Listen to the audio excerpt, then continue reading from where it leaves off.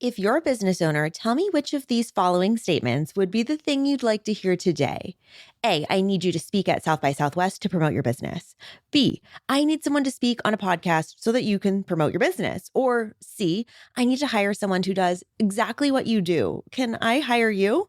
Obviously, the answer is D, all of the above, and each of these statements are things I saw posted within 10th House in the last week. Today's episode is sponsored by Female Founder Collective and their exclusive membership community, 10th House. 10th House is a private membership through Female Founder Collective that's designed to support, develop, and elevate female founders. I've been in this network for over a year, and honestly, it's the best community I've ever joined. The ROI is so beyond positive. It's a no-brainer for me, and that's why I wanted to share it with you. Old money girlies are hustling, they're bustling, they're businessing. And for me, I have found so many hookups and shortcuts and resources and friends in this group. So if you're feeling like it's lonely at the top, then baby, we got to flip that script and you got to get into this group.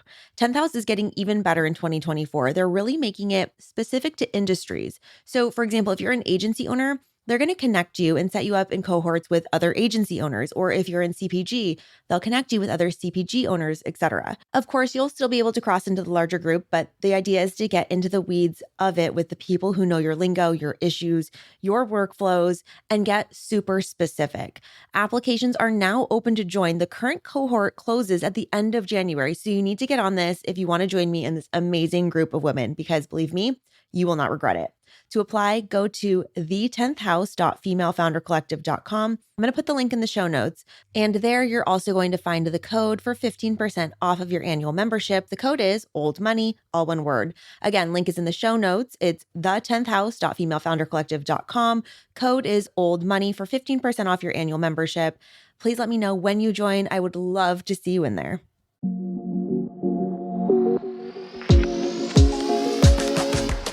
Hello, rich girls, and welcome back to Old Money, the podcast for women building the trust fund they wish they were born with. Or for today's episode, we could say it's the podcast for women with first-class ambitions who want to travel the world in style. I'm your host, Amber Frankhusen, and today we are joined by the woman who has the answers to all of your burning travel questions, like how to get your name embroidered on a hotel pillow, how to actually score reservations to the hottest restaurants around the world, and how to have a vacation that feels as good IRL as it looks on Instagram. I am so happy to introduce the founder of HC Travel Firm, whose team has planned over 5,000 trips. They are the go-to resource for rich girls who expect the best and don't want to sweat over planning their own vacations. Welcome to the show, Heather Christopher. Thank you for having me. I'm thrilled to be here. Huge fan, slightly fangirling. Oh, you're so sweet. Well, this has been like a long time coming because everything I want to talk to you about, as I shared, is selfish. Like I need to know the answers to all of the travel questions. So I think this is going to be a fun one. I do too. I was like, hopefully I come through here. Oh, 100% you will. Am I correct in seeing that you have a trip to Africa coming up? Yes, I leave this coming week. How's packing going? Oh my gosh, tell us about it. Ask me in a week. Ask me what's on there if it works. I'm trying to take really good notes because there's not a lot of great resources out there. So I'm trying to take notes. I'm also not someone who's like great at styling myself. So I'm like constantly like searching Instagram for like what people are wearing. Literally. Like, okay, am I going to be cool? Very stressful. I have an Instagram, a Pinterest board started for 2 trips that I have already. And I'm like, I just need a personal shopper and a travel advisor. So let me ask you, Heather, as you're going on this huge trip, do you plan your own trips or is your team planning your trip for you? Like who's taking care of this? That's a good question. So in this case, this is a work trip, meaning it is a familiarization trip. So one of our partner in Africa has put this together, which is like dangerous in the world of being a travel advisor because I literally know the itinerary like this much. Sorry, nobody can see that. Like I know 50% of the itinerary. I have a rough idea of what I'm doing, but I'm like, I'm not in charge. So sounds like I'll find out when I get there. So no, I really didn't do any planning for this, even to the point of like, maybe I should look at what I need to bring last week and start Amazon priming everything. Oh, I love it. Just in case. So, but no, this is a work trip. So you are in the position of one of your clients, so to speak. And why don't we start there? Why don't you explain to us what it is you and your team do for your clients in this travel advising role? Of course. So our job is to take all of that stuff in your head about, you go to plan a trip, you start opening every tab. We do all of it. We take all of the brainstorming, which for some people happens more often than not, and others know exactly what they want to do or where they want to go, research, pricing. And then once we get past that stage, it's the reservations, the management of it, all the concierge tasks, dining reservations, spa reservations. You want a walking map with pins of every cool place to shop in Soho. I just did a really fun one for London, actually, for like a jewelry maker. Ooh. And so we got to do all these like really fun walking map pins. I don't know if that has a technical name, like Google. You know what I mean? I get it. Yeah, totally. Like the Google map with the pins, like Stop here, stop there. Yeah. yeah, like you can click it. I don't know if that's a technical name. Someone needs to educate me. And from that to, making sure your children have cribs. And then, of course, we're there to help while you are traveling if something goes wrong. I think that's obviously a huge selling point in our value is like, you're not alone. You're not Right. calling a 1-800 number. We're texting, we're going back and forth, whatever we need to get done. And then, of course, post travel, if there's any, God forbid, we had to make an insurance claim or something of that effect that we're dealing with too with you. So I consider it like a done for you service. Yeah. Like we're taking it off. You're outsourcing it because you don't want to do it. And you'd rather the expert, the professional do it. So that is our goal. Right. And how much information are your clients coming to you with? You mentioned like you have a jewelry maker. So are you suggesting what they do? Are they giving you their dream itinerary and you execute it? Or is it a blend of both?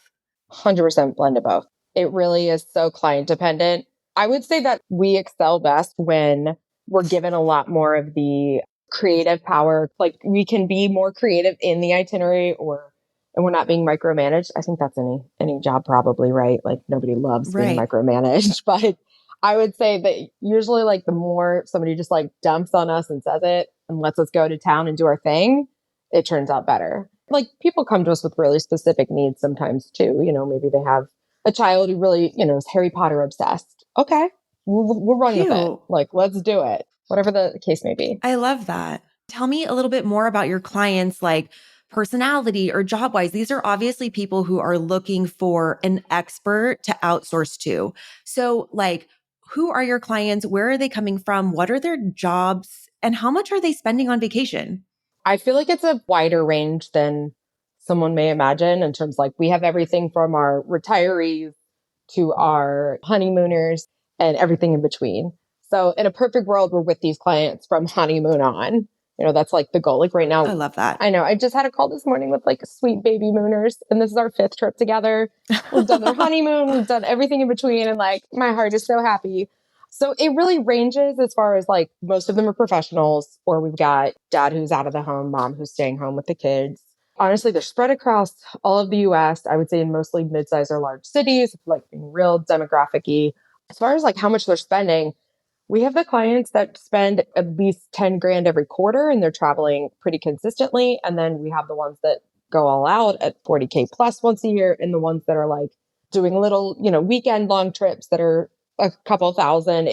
There's a range. And we always, our minimum spend when we first work with a client is 10K, just because Okay. depending on what they're coming to us for, there's always some like, I always say that and joke that like I like to be the gatekeeper, but never be afraid to ask. But Right. like, if you want to go to Charleston, you don't need to spend 10K for Charleston, but if that's, like if we're talking Europe or anywhere else, like we have a minimum so that Sure. we know we can give you what you actually want and need, or, what we do best.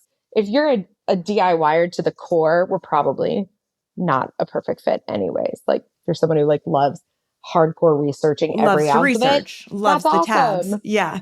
You're not outsourcing this. But yeah, honestly, the spend really ranges. We try to be as flexible with it as possible, but more like we just want to be realistic with people. Of course. And let's talk about the business side of things for a second. Like from a travel advising standpoint, how do you all get paid? Are you guys getting hookup on travel expenses or costs?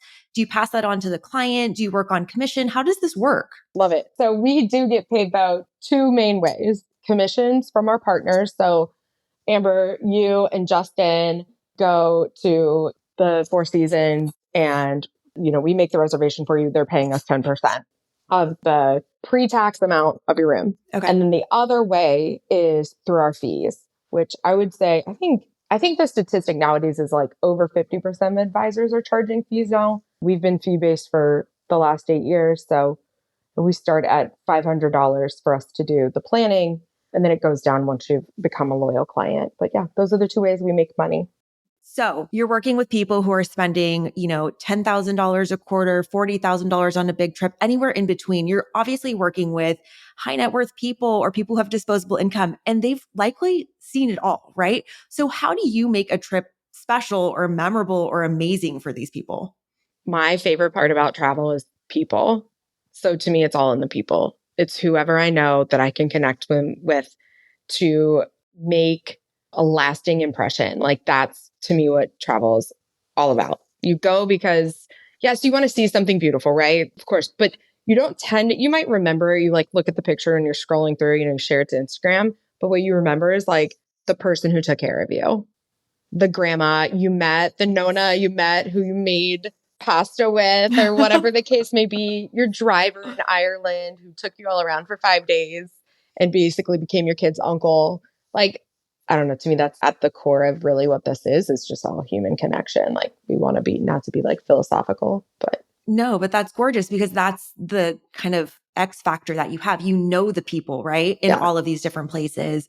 So instead of, wandering around and hoping you meet somebody as a DIY traveler, you're going to facilitate that connection up front. Right. I mean, literally, it's a whole industry of people in general. Like, that's all we do. It's who do you know? Who does my colleague know that we can connect you with to make this an even cooler experience, something that can't be replicated in any way, shape, or form. And it's hard these days to find a non-Googleable experience, right? I don't even know that they exist at this point some days. Like when somebody's like, we want off the beaten path. I'm like, if it's that off the beaten path and not on TikTok, you actually probably don't want to go there. Like that means it's scary. It's not good anymore. And I want to talk about that too. Like, let's go into that, Heather, because I want to know travel trends. And I think that that's such an interesting component too. It's like all of these quote unquote secrets on TikTok and Instagram. Like, I believe they're kind of getting these places overexposed, and maybe the places that were so hot 10 years ago are not it anymore. Like, I mean, Mykonos is something people talk about as just like it's over, or Tulum. It's over because it's not authentic as it was. So 100%. when we look at like the up and coming spots, like where are people loving going right now? Are there any new like flight paths that have opened up or new hotels in more unique places that you've been booking travel to? Oh my gosh. Okay. So many. But what immediately comes to mind, Malta, which is geographically, we'll say an island off of Italy. I feel like that is an up and coming place because she's still having her moment post COVID. Sure. She hasn't come down from that high. I don't think it will happen anytime soon. So I'm like, if you want something, alternative, I'm like, we need to do Malta. Speaking of flights, like we've gotten better lift to the Caribbean, which I know you're a West Coaster. So Caribbean's not as easy for you, but all of the lift that you guys have just gotten in the last year, I mean, now you have like a nonstop from, I think, LA to Montego Bay, from LA to Nassau. Not necessarily like my personal two absolute favorite destinations, but at least we're getting somewhere, right? Like we're getting there slowly but surely. Right. Dominica in the Caribbean. I have this, I'm not even going to say the name of it because I don't want everybody to flock there because I love this little property and I want it to I want to protect it. Come DM me and I'll tell you where it is. But I was like, I want to keep it slightly secret. I love this little property so much.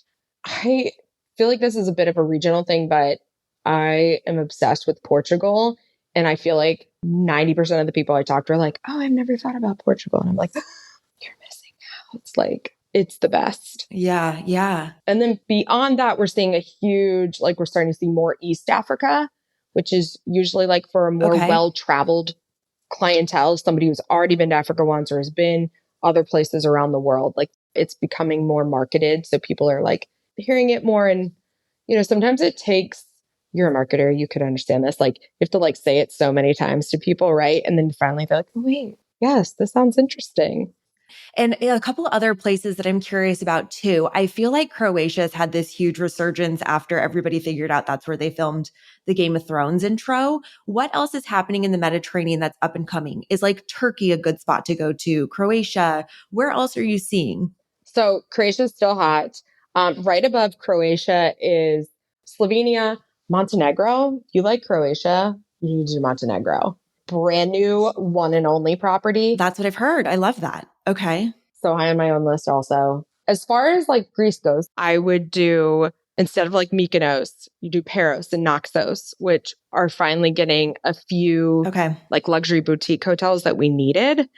I think sometimes people don't realize like we don't always have all the beds to like hold the demand, or not, in my world, like luxury, Right. true luxury properties. So Mykonos, I would do Naxos, Paros, and then I mean, I kind of think a few nights in Santorini are always good. Santorini is always hot. It just is. It's worth like the hype one time in your life at least. But outside of Athens, a few hours west is a whole area full of really cool properties, hiking, just a place that like Europeans will vacation, but not Americans. So if that's of interest to people, also another great spot. Amazing. And then what about what's going on in like South America, Central America right now? I feel like I heard there's a Kimpton property that just opened up in Panama and that place is popping off. Like, where are you sending people in South and Central Oh America? my God, Panama's having a moment. Panama and Colombia. They're like, Right. I mean, the value to the dollar to their dollar is insane. Like you're very wealthy there. So if we want to be rich girls on an actual, we're actually rich girls on a budget. those, those are great places where you're like, I am a Yes. rich girl. I feel great here. This is where I can buy and shop and do all the Yeah. things. Panama, Colombia, Yeah. I'm seeing, and I kind of think this trend will continue now that we have this whole generation that's done a lot of Europe already. Like you and I potentially grew up with people who we did Europe as kids or into our early 20s and stuff, whereas like the generation before us didn't really. So I'm seeing a huge draw to South America in general, Chile, Argentina, the Patagonia area, Brazil, Peru, of course, because we've already done Europe and we want a different feel. So Heather, one of the things that I find that I do not well as a traveler is that we go to the same places all of the time because I like to know what to expect. It's a certain level of comfort and relaxation for me. So we've gone to the same hotel in Cabo like 3 times. I like to go to the same places in Palm Springs because that level of expectation of knowing you're in good hands is really comforting to me. And as a person that doesn't have a lot of time to be researching, that's been my default. So I think one of the things that's so interesting about what you do is that you really help provide that level of comfort and security that your clients are going to get a very relaxing trip where things are thought of. They don't have to do the heavy lifting of not knowing what to expect. like there's nothing wrong with being a repeater. If you're in a season of life, I stayed at families a lot of times that they went and took their young kids to a place that they love and you loved it and you're like, gosh, should we go back to like everybody's in a different season. You're in a really busy season of life where you're defaulting, you're like, I want to go and relax and I don't want to think. Then that's why we do Right. repeats. Like I don't think there's anything wrong with it. I think we're like I immediately am like, what hotel is it? Okay, where can I get to a comparable experience that I feel like you're gonna go and be like, oh, okay, this feels good. Feels like the same, Yeah. the service is Yeah. good. I'm going to be comfortable here, etc. I feel like that a lot of what our job is with especially our like really loyal clients that we work with continuously. It's like, okay, now we have this set standard. Okay, where do you go from here? And like, what can we send you to next? So that you can, if you want a new destination out of it, like, but Absolutely. And that's one of the things too, like as we travel, our specifications are becoming more specific on like cultural stuff that you can't find on a website. It's like we want a central pool where there's a vibe and like the right music and the right people to people watch and it's architecturally interesting. Like those are the things that we care a lot about. And it's hard to see what the pool vibe is, right? And I'll give you a good example. We just went to Punta Mita for the first time last year. We stayed at the Conrad, which was a beautiful hotel, but all of their pools, there's like 5 pools there. So there's no central location where there's energy and a vibe. It's very like people are separate and they don't spend time together. There's not that yeah, mingling. And it wasn't right for us. And it's a beautiful property, but it wasn't our vibe. And that's the stuff we're looking for. yeah, no, you're like, and I think that, I mean, honestly, the fact that the two of you even recognize that is huge, that you can articulate that to be like, this is great or this isn't great. But The funny thing is too about travel, I have a very specific theory about travel, Oh. which is that there's a difference between a trip and a vacation. And a trip is something where I'm like expected to attend or see or do things. And on a vacation, I need like all unscheduled time. How do you typically schedule vacations for your clients or trips for your clients? Do you have like a day of activity, a day of rest? Is there a routine, a method to your madness? Like, how do you set these up for success? So we spend a lot of time talking about it with clients initially because I need to know whether they like a really jam-packed day and then they want to chill at night, whether they need a balance, whether we need half day, not a full day. And then, so every client's a little different, but in generally speaking, those are the kind of three decisions you're picking between. You want a half day activity and the rest of the day is on your own, whether it's to hang out at a pool or beach or to go explore. Do you need constant something to do? And sometimes that's the difference between two, like a couple. It'll be one needs, usually the male needs more to do than the female. Could be wrong, but that's what I've Right. seen. Or some people want completely unstructured time and just suggestions. So defaulting to what they tell us. And then of course, taking the feedback from once they get back, Right. like trying to listen to a lot of the underlying ways of people say stuff. And what about when you're traveling and needing to switch locations a lot? Something that happens often, especially in Europe or if you're in like Southeast Asia. What's your rule of thumb for like what's the right amount of time to spend in a place? Is it city dependent? Or are you okay? You should expend or a minimum of 2 days each place. What's your go-to on that? I would say slightly city dependent, but in general, Okay. minimum 2 nights. Perfect. Like to me, if I'm looking at an itinerary of 10 days and let's say we're going through Italy, I don't want you changing more than 3 times. They're going to come back and be like, I got hit by a bus. I have no idea what I Exhausted. saw. Yeah. And that's to your point, that's a trip, right? When you go to Italy for the purpose of touring, of like, I came, I saw, I conquered, that's a trip. So Right. And I mean, are there any hacks to make that travel switch more, or less cumbersome? I mean, that's one of the things. I mean, fortunately, especially like in Japan or something, you can take the train. And I feel like that's just less of a lift than going through TSA in America. Right. And same thing in Europe, you have like train opportunities. But what hacks do you tell clients to like make that whole transition period more doable? pay for the convenience. Ooh, love it. Do not start being cheap about like transportation, like somebody picking you up and taking you from the hotel to the train station. Yes. Can you get an Uber, cab, etc.? Sure. And by all means, are they difficult things to do? No. But if you want truly to feel like you didn't have to lift a finger and you didn't have to think, you're paying for convenience. You're paying for services. I want a porter to take my bags to the train because I've never done it before and I'm scared to death of it. That's usually like Yeah. really common when people haven't done a lot of like European travel. The Japanese train system is actually a great example. It takes a little bit of nuance to like know the rules and things like that. Especially if you're a nervous traveler or somebody who gets hit really hard with like exhaustion when traveling, then you have to pay for the convenience. Don't start trying not to pick things apart at that point. Because the whole point of going on vacation is to enjoy yourself and come back feeling recharged and inspired, right? So, speaking of that, do you have any anecdotal data or thoughts on what the right number of trips is a year? Maybe this is for people in different stages of their life, like young professionals, should they be going on vacation once a quarter? Families should be doing 2 big trips a year, 1 big trip a year. Like, what are you seeing? As somebody who's like fully in the season of having young children, I'm always like, we should have traveled more before kids. That's like, so anybody who's like pre-kids, travel, like it's just simpler, cheaper, et cetera, et cetera, et cetera, you know?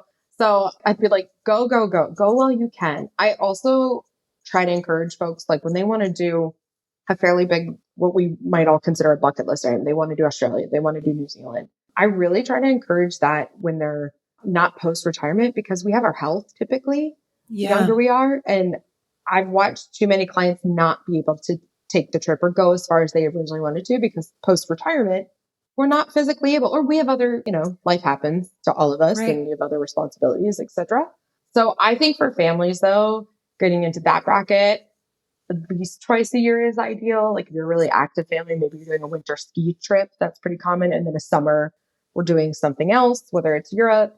depending on how many breaks you get in the school year, fitting in a quick, Caribbean trip, things of that, or Hawaii trip, things of that nature. And then passed it into our retirees. Most of them travel at least 2 to 4 times a year, if not more. Like you're taking little trips and bigger trips in between. I think that's so important to speak about too, Heather, and I appreciate you bringing it up. It's kind of the core of the old money philosophy. We are not just saving for retirement and putting money away for a rainy day. We're figuring out how to live our rich lives now. And so I think it's really important to have that perspective of if you're just, waiting till retirement to get all your travel in, who knows what things look like then. So seize the opportunity while you have it. So speaking of kind of these bucket list items that you've talked about, I'd love to know, are you helping people with bucket list trips? Are you sending people to Antarctica? I don't know if you've seen the videos of that boat on the Drake Passage that's been going viral recently, but like, not for me, not going to do it. What are the craziest trips that you've planned? Oh my gosh, I haven't. I'm gonna go look for it though. I assume it was like the Drake Passage was rocking that day. Oh, it's horrifying. Just like things are flying off the boat. The waves are coming over. Yeah. Like, no, I am not going. RSVP, no for me. I was like, that's so high on my list too, but I'm also terrified of the Drake Passage. So I don't know if I'll make it there. Oh my gosh. Okay. I think the craziest trip that I have planned are the ones that I've done so many that are logistically heavy. Okay. Because I think in my mind, I'm just like I have my clients jet, which is not an odd combo to do New Zealand and Australia. So we spent like 3 weeks in there, then jetted from there. We did Fiji for a few days and then jetted from there and did the South Pacific or like Kauai, I should say. And I was like, oh my gosh, like that's anytime somebody can go more than a month is always amazing to me in this day and age, right? Blows my mind. And you mentioned this a minute ago too, but coordinating travel by private jet.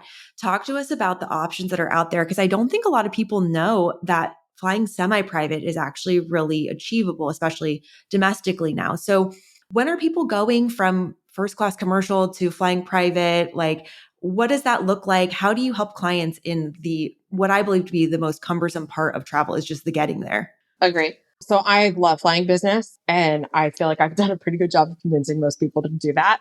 But I think the jump happens once they start realizing it's attainable. I'm like, if you're already spending $25,000 to fly business, then we need to be looking at other options.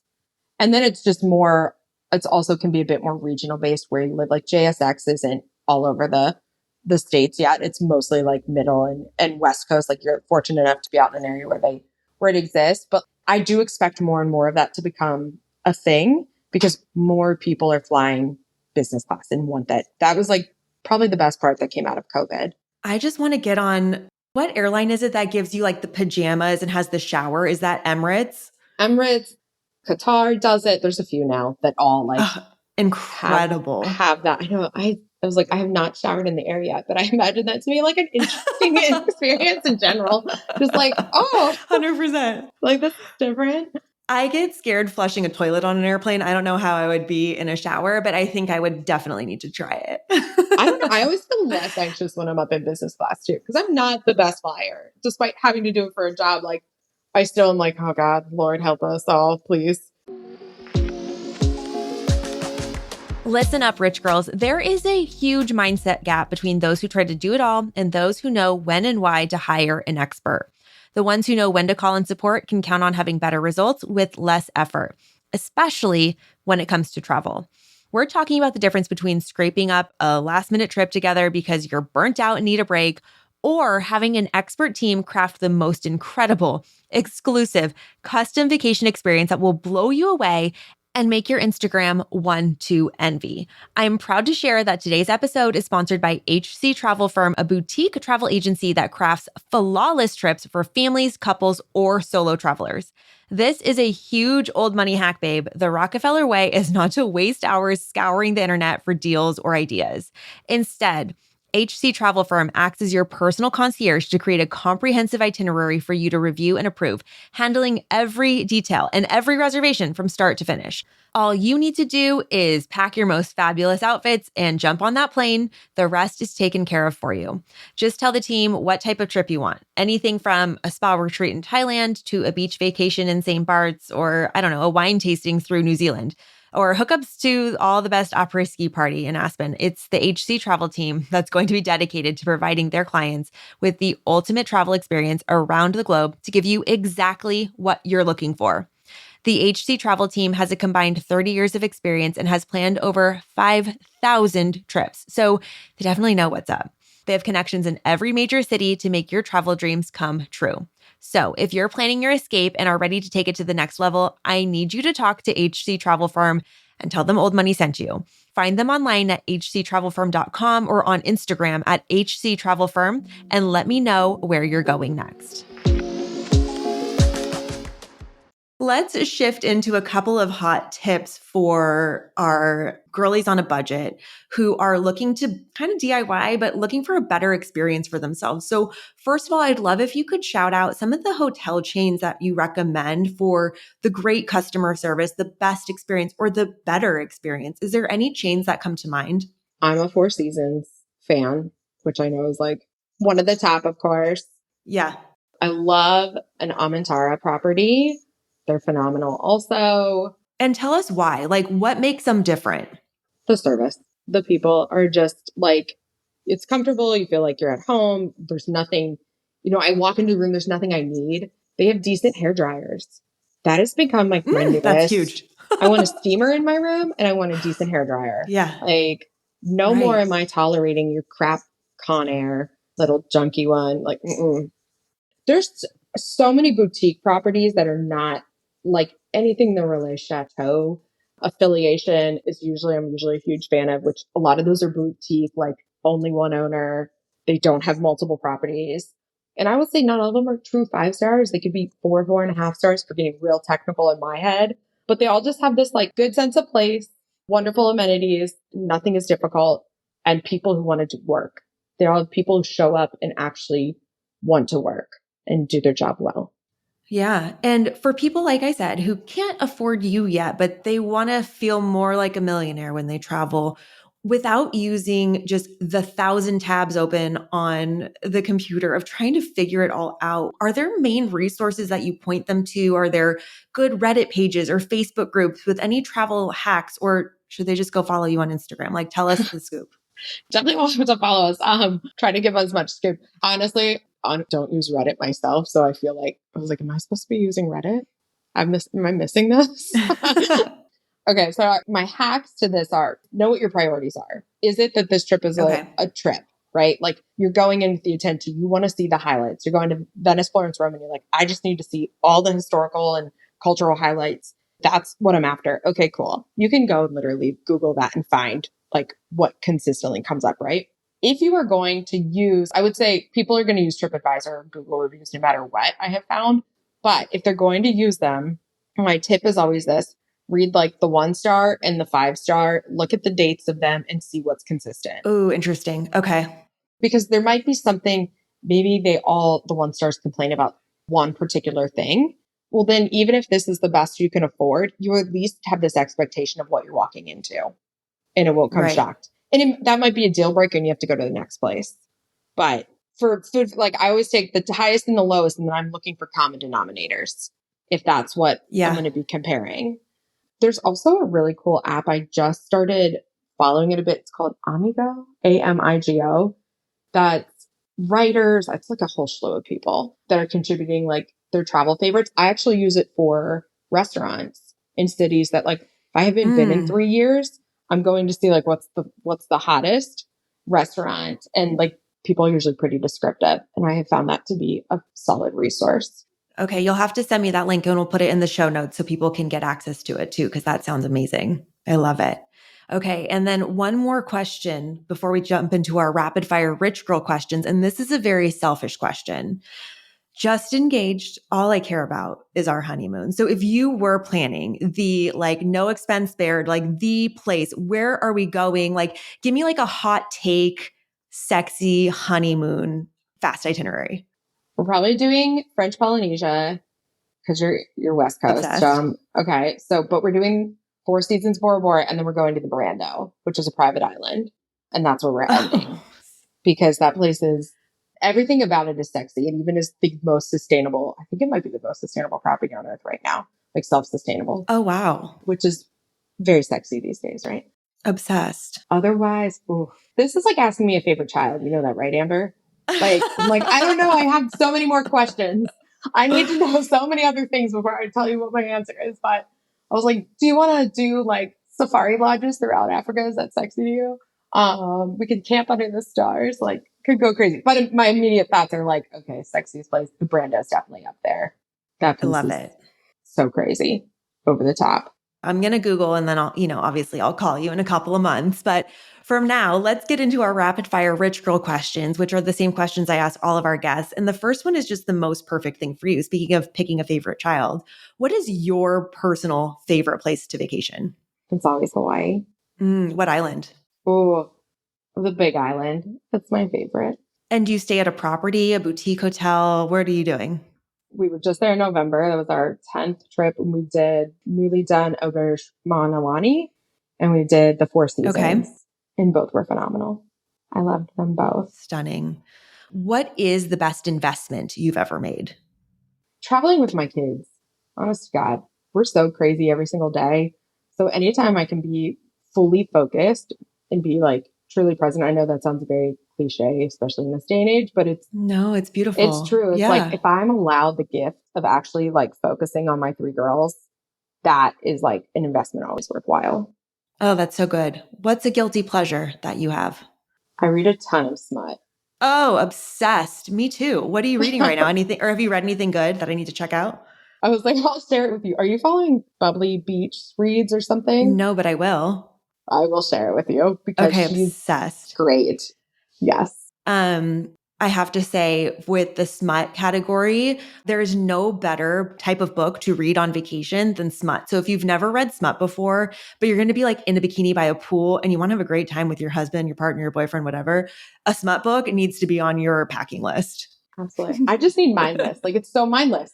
Yes. I don't have to better myself in a smut book. No. You know, nobody's yelling at me to like, you're not good enough. No, this is just we're not reading mindless. Business books. No self-help on vacation. This is like checkout time. No, I love that. Pure indulgence. Yes. 100%.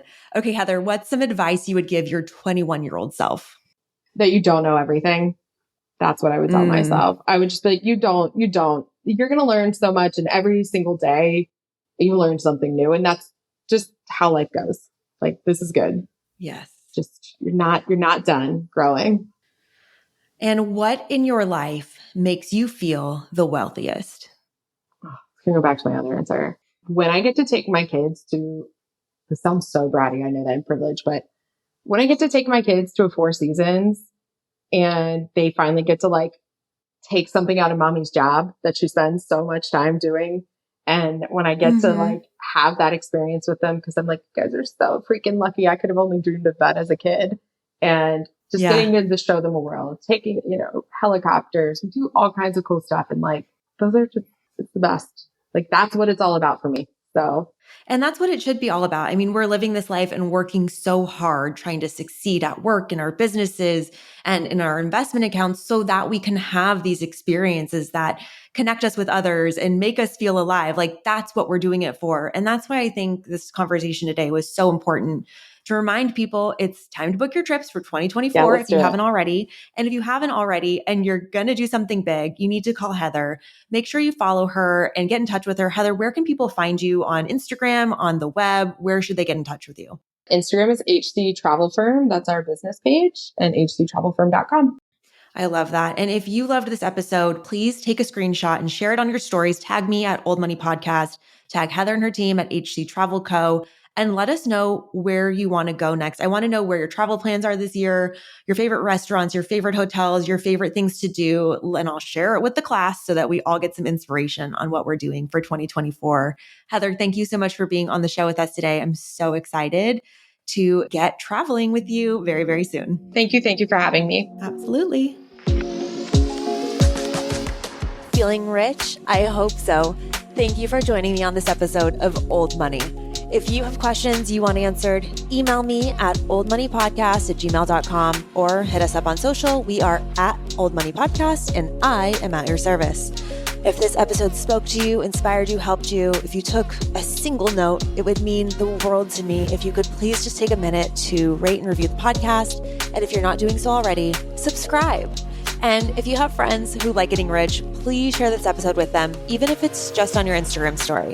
And I'd love you more than Jeff Bezos loves Amazon Prime. Thank you so much, and I will talk to you on the next episode. Remember, I'm not your lawyer, I'm not your tax professional, and I'm not your financial advisor. The content presented in this podcast is intended to entertain, educate, inspire, and support listeners in their personal and professional development and does not constitute business, financial, or legal advice. In addition to that, this episode may contain paid endorsements and advertisements for products and services.